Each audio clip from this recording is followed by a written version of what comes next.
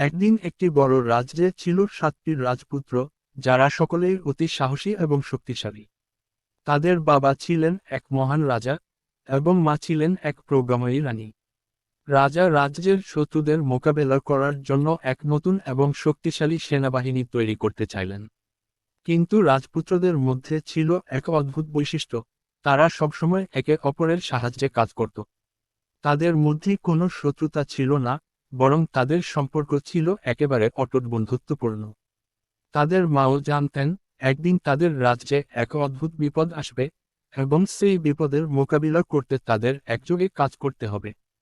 তিনি তাই তাদের জন্য 7টি গুরুত্বপূর্ণ পরীক্ষা আয়োজন করলেন, যা তাদের সাহস এবং বুদ্ধিমত্তার পরীক্ষা নেবে।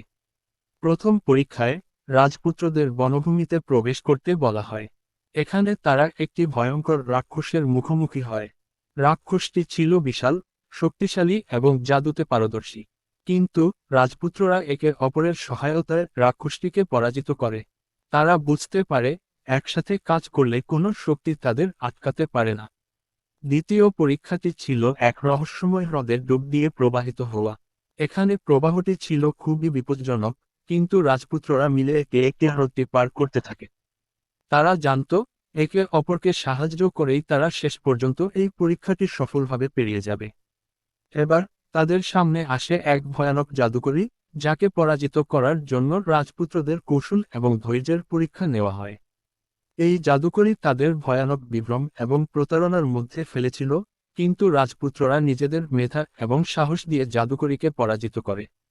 পরীক্ষাগুলোর শেষ ছিল এক রাজকুমারীর সন্ধান পাওয়া। এই রাজকুমারী ছিল একটি দীর্ঘ সময় ধরে শাপিত, এবং তার মুক্তি ছিল রাজপুত্রদের হাতে। রাজপুত্ররা একে একে তার কাছে পৌঁছে এবং তাকে মুক্তি দেয়। রাজকুমারী তাদের সাহস এবং বন্ধুত্বের প্রতি খুবই মুগ্ধ হয়ে তাদের সাথে যোগ দেয়। এই ঘটনার পর রাজপুত্ররা একে অপরকে সেরা বন্ধু হিসেবে গ্রহণ করে এবং তারা রাজ্যে শান্তি প্রতিষ্ঠা করে। রাজকুমারীও তাদের সাহস এবং ভালোবাসার পথে চলতে শুরু করে। তারা বুঝতে পারে, একসাথে থাকা এবং একে অপরকে বিশ্বাস করা হলো জীবনের সবচেয়ে বড় শক্তি।